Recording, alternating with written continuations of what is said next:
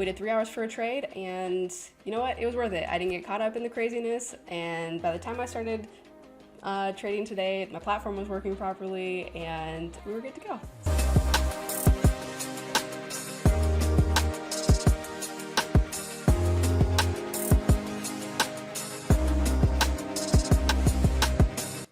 What is up? It is Monday. I waited 3 hours to take a trade today, but it was well worth it. Yeah, this morning I didn't know what the SPY was gonna do. I just felt uncomfortable. And you know what? If you don't feel comfortable, don't take a trade. Like you do not have to be in there. That's all I have to say. Trades can come way later in the day. But yeah, so this morning we're gapping down from Friday's close, and we're right below S3 in the market, and I just thought, I don't know, maybe if it gets above it and holds, I'd be interested in long somewhere. But we're below it. It could break S4. It could downtrend. Like, I just wasn't sure. So I actually this morning got rid of my pivots on this chart. We'll get rid of that. Take it off so you can see what I was seeing, and I was looking for some sort of range on the SPY to play. Right, so very similar to how I play the stocks themselves. I thought, maybe we can find an area on the SPY that would be a good bounce point. So, we've got, this is just like a uptrend. This is just kind of an uptrend. We've got sort of a range setting up here. We've got this kind of area up here, and then this, we've got this area right here. That's a that's my hand drawn arrow for you. Anyway, so that's kind of the closest range we really have. So I was interested in seeing what happened if the SPY sold off to that area. The other area I was interested in is if it bounced and it went long. You can't really see it, but I've got a yellow line right here, which is basically like the bottom of this. So I was thinking if we bounce in the morning, we might get up to it and then like maybe it'll sell off, but we sold off instead, and so I was looking for a bounce here. So the stocks that I was watching, bring it up here. So I was watching Ford. And I brought this one up last week. I really like this area, this range on the daily chart. And I played it on Friday, a little bounce off of the top of this level. And then this morning when we opened, we're opening like in the middle of it. So now I'm looking at either the top of this range to play or the bottom of the range to play. And again, it all depends on what the SPY is doing to like what kind of trade I want to take off of it when it gets to one of those levels. But I knew that those were the only areas that I really wanted to play. So bring up the 5-minute chart here. And so yeah, it just kind of stayed in this area when it opened, and I didn't want to take any trades in here, right? Like here's the top of the range, here's the bottom of the range. When you're in here, you're just kind of like, I don't know, it's just, for me, this is just a messy place to play. Like I would rather wait for a place where people have rejected before or broken out of, or, rejected, broken out of, that kind of situation. So I just waited a really long time. When we finally got to the bottom of that range on the daily chart, which I have marked at 1909, the SPY was reaching that level, the range that I had drawn on it as well on the weekly chart. So I thought if the SPY can bounce here, I think that Ford could also bounce here. It was also already over its ATR for the day, and I felt like it had some things going for it in that regard. So I did try one entry and I got stopped out. That was my limit order was set. I set a little limit order out there, and then I got stopped out, but I'll show you what I saw. I actually took a screenshot on the L2. I'll bring this up. So right after that, I have a white pen, so it's hard to see, but I'm circling this right here. This huge lot showed up at 1890, and we just needed to test it. We needed to fill that guy or something. Either it was a short covering or someone was buying into this, but it was there and something needed to happen with it. So it did go and test that. I'll put it on the 1-minute chart so you can kind of see my entries a little bit better.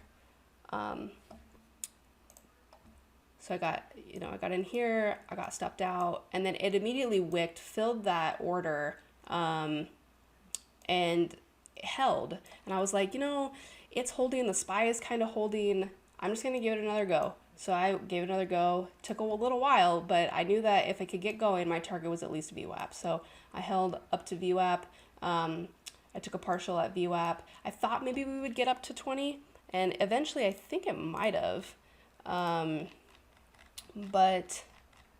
oh yeah, I got all the way back to the top of that range. I wasn't sure.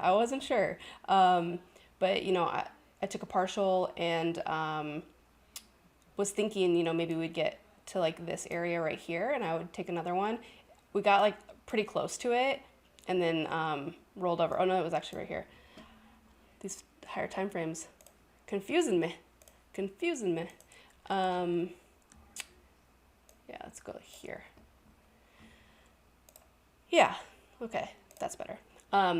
So I did take a partial right before pre-market low because of this area here. I wasn't sure if it would actually hold above it. So I took one there. I took one when we broke through VWAP. And then when it had this sell-off right here, the SPY was pushing up against, I think it was S4. It had made like a little retracement and it was kind of pushing up against it. And I was like, you know what, I'm just gonna go out and take my profit on this. I was thinking, maybe we would get back up to here. Maybe we would get to the top of the range, but that's okay. It ended up working out either way. So yeah, I got a nice little trade on that. And then I did take one more small trade on Piton later in the day.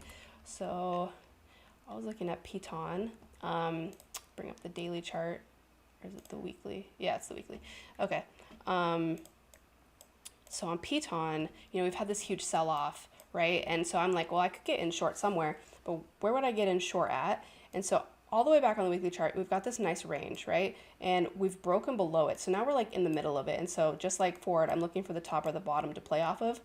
The top was a little bit far away for the ATR to get to. So I was kind of looking for something within it that was a nice level that I could play. And that's what I did. So if I go to the 5-minute chart, I'll just zoom out a little bit. Okay, so this is the level on Piton that's at the top of that range. So I'm thinking, that's a really good place to play. But at the same time, we've got this right here. And we're up here, we would already be extended for like over a full ATR move. This morning it got really close and I thought I actually missed my opportunity like to take anything off of this. But then later in the day when the SPY turned around, it pushed back up to it. Let me zoom in. Get a little closer for you to see. Whoops. No Z. I always hit Z. It's just a thing. Okay. So if we zoom in here, I think we'll do the 1 minute actually. Yeah, cool. So this morning when it got close to this level, I'm pointing at my screen as if that's gonna work. When it got close to this level this morning that I thought about maybe an intraday trade off of, when it got close to it this morning, there were still a bunch of asks to the top side. So that kind of like made me hesitate in like getting in any sooner. But then later in the day when we got back up here, we pushed through a bunch of orders and then it was just empty for a little while. Like for a few seconds at least, it was empty. And I was like, we're at this level, we've pushed through, we're empty, we're gonna get some sort of pullback. So I entered here, my partial just above previous day, I think that maybe it's previous day high. And these pink lines, they're the same for me. They're all pink, previous day high or previous day low. So I took a partial there, and then my next target was this area here, and I actually had to leave. So I set a range order here and some more down below and then break even. And unfortunately, it missed me by a few cents as per my life. And then it got me out of break even. But I got a little bit of a move on it. That's a pretty solid move. And yeah, what is that? Like, it's a full 1 point move. Not too shabby. Anyways, yeah, it was a good day overall. Those are my only 2 trades for today. 3, I guess, if you count my first losing trade on Ford. But yeah, waited 3 hours for a trade, and you know what? It was worth it. I didn't get caught up in the craziness, and by the time I started trading today, my platform was working properly, and we were good to go. So yeah, if you don't like it, don't trade it. All right, peace.